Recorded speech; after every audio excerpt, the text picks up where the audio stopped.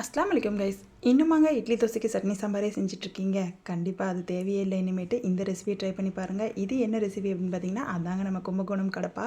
இதுக்கு ஒரு கப் பாசிப்பருப்பு, 2 தோல் சீவின உருளைக்கிழங்கு எல்லாம் குக்கரில் போட்டு கொஞ்சமாக உப்பு மஞ்சள் சேர்த்து வேக வச்சு எடுத்துக்கலாம். இன்னொரு பக்கம் மிக்ஸி ஜாரில் கொஞ்சமாக துருவன தேங்காய், ஒரு கைப்பிடி பொட்டுக்கடலை, 4 பச்சை மிளகா, 4 துண்டு இஞ்சி, 5 பல் பூண்டு, 1 டீஸ்பூன் சோம்பு, 1 டீஸ்பூன் கசகசா எல்லாத்தையும் சேர்த்து நல்லா ஃபைன் பேஸ்ட்டாக அரைச்சி எடுத்துக்கோங்க. இப்போ நம்ம வேக வச்சுருந்த உருளைக்கிழங்கு பாசிப்பருப்பு நல்லா வந்துருச்சு. இது கூடவே நம்ம உருளைக்கிழங்கு லைட்டாக ஒன்றும் பாதியாக மேஷ் பண்ணி விட்டுக்கலாம்.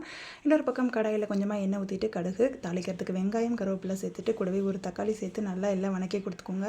கூடவே உப்பும் சேர்த்துக்கோங்க. அப்போ தான் தக்காளி நல்லா மேஷ் ஆகி வரும். எல்லாம் மேஷ் ஆனதும் நம்ம வரைச்சி வச்சிருக்க விழுதை சேர்த்துட்டு கொஞ்சமாக தண்ணி சேர்த்து நல்லா இதை ஒரு மூடி போட்டு ஒரு 5 நிமிஷம் கொதிக்க விட்டுடலாம். அப்போ தான் நம்ம சேர்த்த இஞ்சி பூண்டோட வாசனை பச்சை வாசனை எல்லாம் போகும். அதுக்குள்ளே நம்ம இதெல்லாம் நல்லா மேஷ் பண்ணி இந்த அளவுக்கு எடுத்து வச்சுக்கணும்.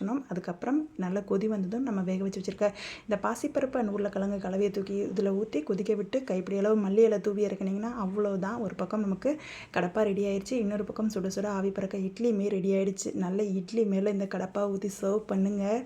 சட்னி சாம்பார் எதுவுமே தேவையில்லை. இது 2 in 1 காம்பினேஷன் தான். இந்த கடப்பா பற்றி என் பையன் என்ன சொல்கிறான்னு பாருங்கள்.